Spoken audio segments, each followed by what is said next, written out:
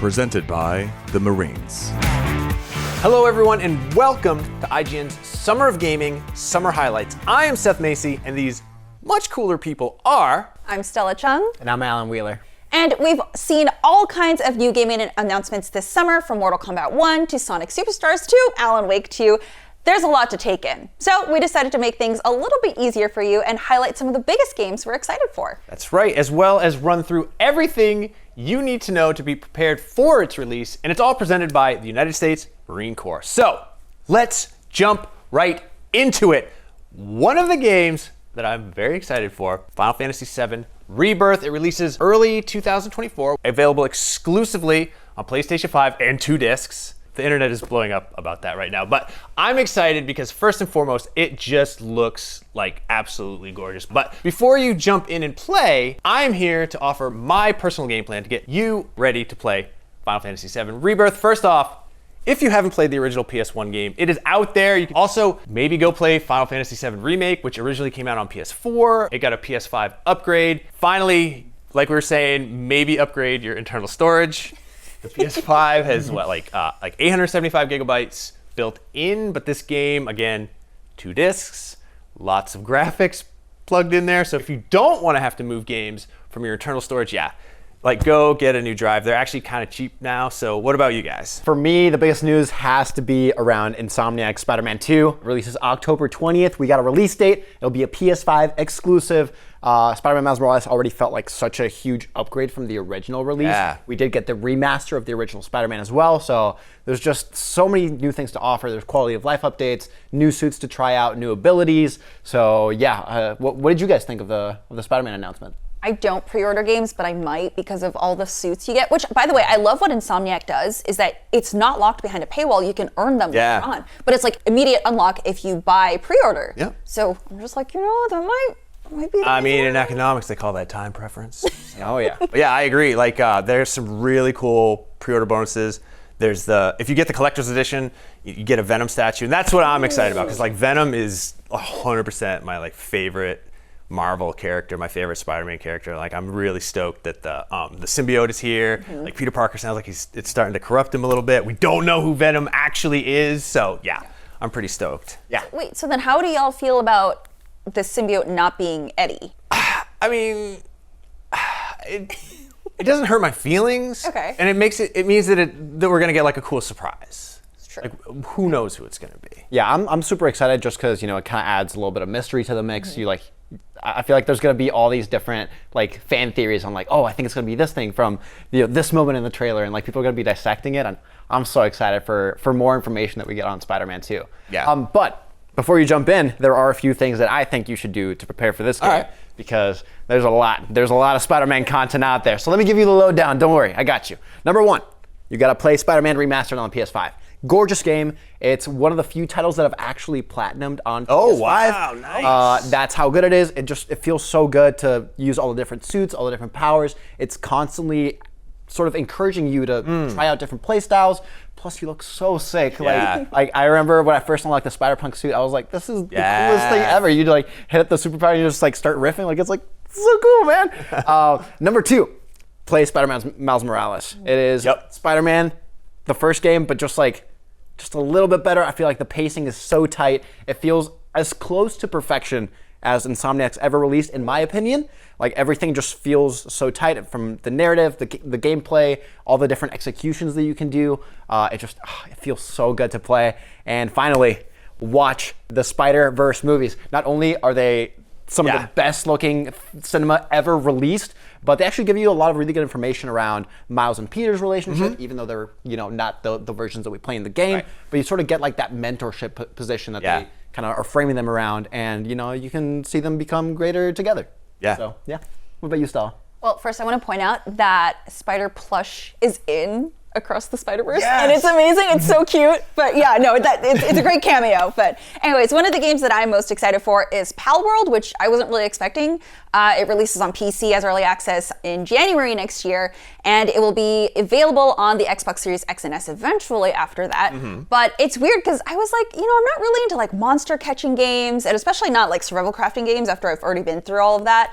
But this looks really intriguing. It looks really weird. And you get guns. I think that's the biggest thing that everyone was like, oh, it's Pokemon with guns. Yeah. I'm like, you know what? I'm in. Yeah, that's like a great elevator pitch right there. Yeah. Oh, and then you could like farming sim, you Yeah. can do building sim, you can even make a factory. Really? Yeah, they can like, so you can make your pals, which are the monsters, tend to your gardens. Some of them can plant themselves, which lets them duplicate themselves. And then some of them, if you build them a factory, the direct quote from the Steam page is, they will work, and as long as you feed them, they will work until they die. Oh, that's terrifying, actually. That's, Yeah, it's It was very, very sad. a little existential, but yeah, what do you guys think of that game's reveal? I mean, we saw it, but reveal. It's definitely not a game like that I thought that I would, or what I was expecting to see, and then I saw it and I was like, oh yeah, Pokemon with guns, okay. Like, show me this trailer now. But yeah, like everything that you're describing, I'm like, I'm kind of into this, actually. There's something so entertaining about just like seeing a cute little cuddly animal, and then all of a sudden it just like pulls out like a minigun, and you're like, what is going on? When this took a left turn. Like, I remember when it got announced, I was like, there's no way this is real. Yeah. And then it just kept going, and I'm like, oh, this is not a bit. This is a full-on game, and I'm so excited to play it. Yeah, okay, so since we're all excited to play it, or at least check it out, especially since the early access is coming out so soon, Right. I have a plan for you to try to prepare to play this. I feel like there's really no plan, because how do you prepare for this? But yeah, you definitely have to play Pokemon, one of the more recent titles, because it's open world, and Palworld is open world, which is amazing. So that'll definitely prepare you for like running through a big valley, chasing after one of the more rare monsters, which, by the way, they said that poaching is allowed in this game, and it's not illegal if you don't get caught. I mean, isn't that true in real life? Yeah, it's wild. And then you can like also cook them and eat them, but they're like, oh, as long as you don't get caught, it's okay. And I'm like, this is the morality system's a little weird, but it seems fun. Oh, also, you definitely need to play The Legend of Zelda Tears of the Kingdom, because evergreen statement. Yeah. Yes. But you can get a feel for how cooking's gonna work, and the cooking music in Zelda is amazing anyway, so you should just do that. But yeah, so you can get another feel for the open world, and also you can kind of build in that game. Like, you can make your own house, you can tend to a garden there as well. So it gives you a little bit of that experience. Also, you can make like weird machines. Yeah. So it's like more building sim, right? Not quite the same, but still helps. And then you definitely have to play Cult of the Lamb. Ooh. I know that sounds like a weird one at first, because it's, it's a roguelike. Like, how does that go with an open world game? It does, because you still have to manage your cultists. So some of them can do janitorial duties, like cleaning out the poop shed and everything. And then some of them can help with gardening, and then you can even like have them build structures and mine and also cut wood, which, if you're gonna have your pals kind of take care of all that sort of stuff around your community, you definitely want to play Cult of the Lamb, because it kind of teaches you how to manage everything. Because when I first started playing it, I was like, oh, this isn't just a roguelike. This is actually like a management sim. I have to make sure people don't die. Like, oh, you're hungry? Oh my God, I have to cook you food? What? Like, yeah. Parenting. They work together too. Exactly. Yeah. So, you want to take care of your cute little fuzzy pals, right? Make them work in a factory. So There you go. That's what we all want for our cute fuzzy pals. So, okay. Before we go, I have one more game that I'm excited about. I actually clapped. I was the only person in the studio that was like, yes! But that is Star Trek Infinite. We don't have a release date yet, but we're going to get more info about it on June 16th, which is, as we all know, Picard Day. Yeah, I knew that. You do that, of course. Yeah. Which, those of I you was who don't, talk about it this morning. Picard Day is like every year Picard goes and does a presentation for the children on the starship, and he doesn't actually really like children that much. So it's delightful all around. But I'm excited because, first of all, this is being published by Paradox Interactive, and they are pretty famous for their like extremely complex, like really dense strategy, real-time like stable of games. But more importantly, the trailer showed us the Enterprise D, right? Okay. Yeah, woo! And also the Borg. And the Borg are the best villains in all of science fiction. So I'm curious as to what you guys think, and I know that you're not going to be as excited as me. No, so I was watching the original series on Hulu before they took it to wherever it is now. Paramount Plus. Yes. So I was really starting to get into Star Trek. I have to get Paramount. But yeah, so I'm very intrigued by this, because the world is very interesting, right? You have so many different adventures you can have. So I'm definitely intrigued by this. Okay. But I'm not on the same level as you, but I'm like, That's for the best, probably. Yeah, I feel like I'm really excited to see what strategy implications this game has, because there are so many different like factions that you can sort of like take a look at inside of Star Trek. So yeah, I'm excited to live long, laugh long, To live long and prosper long. and Yeah. prosper for so long.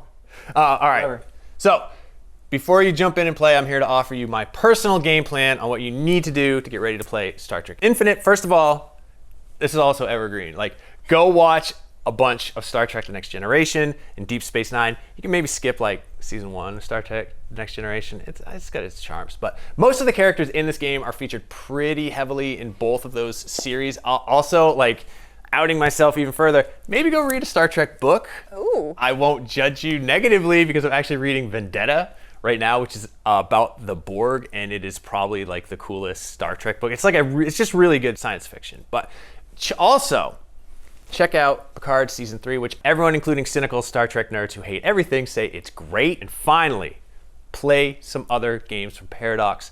Stellaris, in particular, it is a big old game about space where you explore and you colonize planets and you do diplomacy stuff, which is the sort of thing I'm really hoping we get out of Star Trek Infinite. So what are you most excited for and how will you prep for it? Let us know in the comments below, and remember, the future may be unwritten, but it doesn't mean you can't be prepared. Thanks for watching, and for everything else on gaming, keep it right here on IGN.